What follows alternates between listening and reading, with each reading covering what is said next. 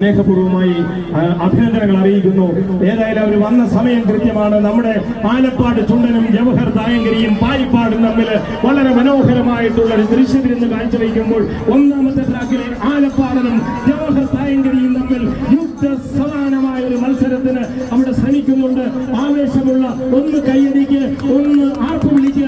ഇത്ര മനോഹരമാണ് നമ്മൾ പ്രതീക്ഷിച്ചതിലും അപ്പുറമുള്ള ഒരു നല്ല മത്സരം തന്നെ കാഴ്ചവെച്ചുകൊണ്ട് രണ്ടാം നമ്പർ വള്ളം, നമ്മുടെ പ്രിയപ്പെട്ട രണ്ടാം നമ്പർ വള്ളം പായിപ്പാട് ചുണ്ടൻ, ഏതായാലും 11ാം നമ്പർ വള്ളം നമ്മുടെ മനോഹരമായിട്ടുള്ള ജവഹർ തായങ്കരി. ഇതിലൊക്കെ നല്ല ഒരു പ്രകടനം കാഴ്ചവെച്ചുകൊണ്ട് കടന്നു പോകുന്നു.